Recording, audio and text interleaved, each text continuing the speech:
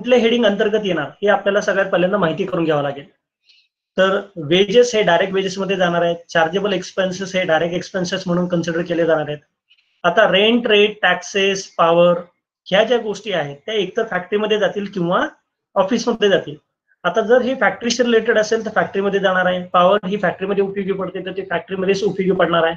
म्हणून हे एक्सपेन्सेस आपल्याला क्लासिफिकेशन करावं लागेल. आता इथे बघा डाव्या साईडला आपल्याकडे प्रॉब्लेम आहे आणि राईट हँड साईडलाच इथे जर तुम्ही बघितलं तर आपल्याकडे कॉस्ट शीटचा फॉर्मॅट पण इथे दिलेला आहे आपल्याला. तर कॉस्ट शीटच्या फॉर्मॅटनुसार आपण सगळ्यात पहिल्यांदा काय घेतो तर कॉस्ट ऑफ रॉ मटेरियल. तर इथे बघा रॉ मटेरियलची कॉस्ट दिलेली आहे 2 लाख रुपये. तर सगळ्यात पहिल्यांदा काय येणार रॉ मटेरियल परचेस 20 लाख रुपये, सॉरी इट्स 20 लाख रुपीज. तर 20 लाखाचा आपलं रॉ मटेरियल आहे आणि रॉ मटेरियल मध्ये ऍड आपण काय करतो परचेसेस ऍड करतो. या ठिकाणी रॉ मटेरियल बघा 20 लाख रुपये. Therefore, raw material purchase is 20 lakh and opening stock is rupees 2 lakh.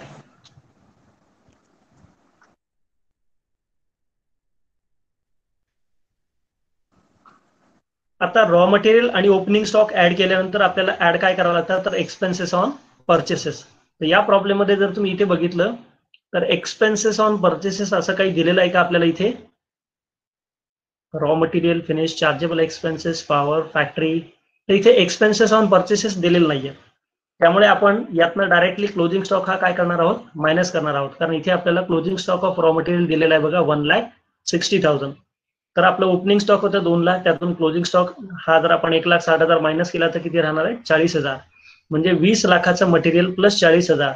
मग एकूण आपल्याकडे रॉ मटेरियल कंझ्युम किती होणार 20,40,000 रुपये. म्हणजे आपल्याला जो पहिला प्रश्न त्यांनी विचारला होता की cost of raw material consume हे किती आहे. तर कॉस्ट ऑफ रॉ मटेरियल कंझ्युमचा फॉर्म्युला काय आहे opening stock minus closing stock add expenses on purchases minus closing stock. हे आपलं रॉ मटेरियल कंझ्युम काढण्याचा इथे फॉर्म्युला आहे बघा. Opening stock add purchases add expense on purchases minus closing stock. तर मग तुम्हाला इथे काय मिळणार आहे कॉस्ट ऑफ मटेरियल कंझ्युम मिळणार आहे.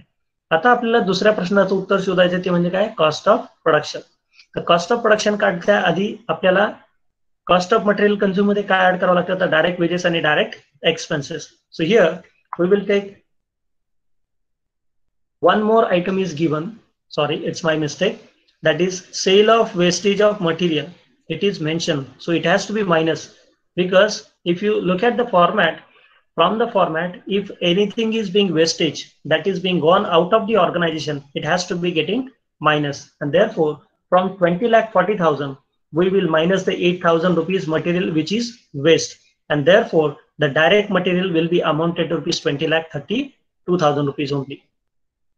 And now we have to add the second element of cost, that is labor. As per the format, the second element of cost is direct wages, that is direct labor, which is given in the question is rupees 8 lakhs. So here you can see wages paid to the laborer rupees 8 lakh.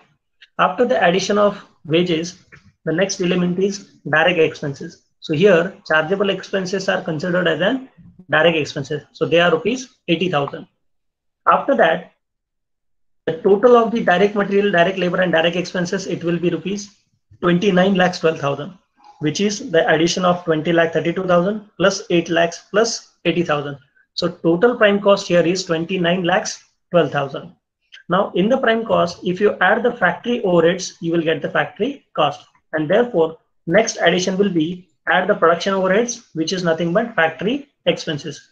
Now here, if you look at this, the rent, rates and taxes, these all are related to the factory, and therefore these rent, rates and taxes will be added rupees 2 lakh over here. If it is clearly mentioned in the question that rent, rates and taxes, they all are related with the office, then we will take this item into the office and administration overhead. Second point is power. Power is being used in the factory while manufacturing of the goods and services. So the second element of production overhead is power, that is 9.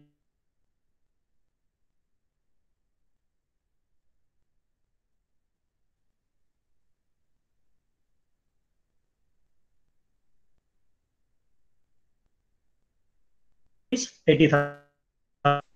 Next is insurance. So here it is clearly mentioned by them that the factory insurance is rupees 40,000, and therefore this 40,000 rupees is being taken as it is. as an production overhead.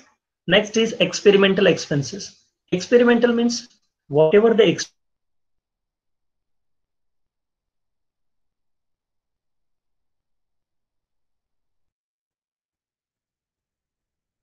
or the factory activity. Therefore, experimental expenses are being taken in the factory overheads, that is rupees 20,000. So if you make the addition of 2 lakh plus 96,000 plus 80,000 plus 40,000 plus 20,000, you will get the total of the production overhead rupees 4 lakh 36,000, and 29 lakh 12,000 plus 4 lakh 36,000. You will get the factory cost of rupees 33 lakhs 48,000. So we have got cost. You have to make an addition of administration overhead, then you will get the second answer of cost of production. So moving for the next slide, the administration overheads. Now here in the question, you have to identify which overheads are administrative. For example, here all the expenses are over. Now from this, sale of wastage of material,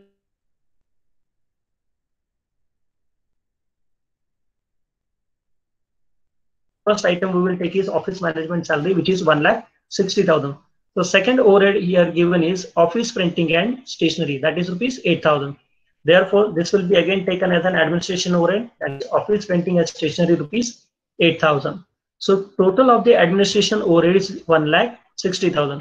So in the factory cost, if you add the administration overhead, you will get the total cost of production. So we have first calculated the cost of material consumed, and second answer is also completed. The total cost of production is 35,16,000. Now after the addition of administration overhead and getting the cost of production and closing stock of finished goods, we have to minus. So here the stock of finished goods is given. So therefore we will add the opening stock of finished goods and we will minus the closing stock of finished goods, so that we will get the cost of goods sold, that is rupees 34,76,000. In 35,60,000 we have added 1,60,000 and we have minus rupees 2 lakh. So total cost of goods sold is rupees 34,76,000 rupees. Now after this we have to add the selling and distribution overhead.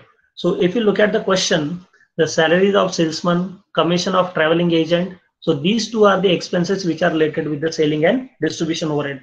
So therefore, salaries of salesman rupees 80,000 and commission to travel agent rupees 40,000. So total selling and distribution overhead is rupees 1,20,000. So in the cost of production 34,76,000, if you add 1,20,000, you will get the cost of sales rupees 35,96,000. So this is nothing but this is called as an total cost of goods or service manufacture. This is our total cost. And here the sales is given in this question. So from the sales of rupees 40 lakh, if you minus 35,96,000, you will get the profit of rupees 4,04,000. And therefore we have mentioned 40 lakh rupees as a sales, and from this sales, if you minus this 35,96,000, you will get the answer of rupees 4,04,000 as your profit. Okay, any doubts? कुणाची काही शंका आहे का याच्यामध्ये?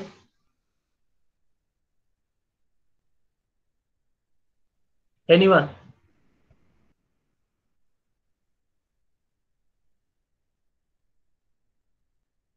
Hello, am I audible?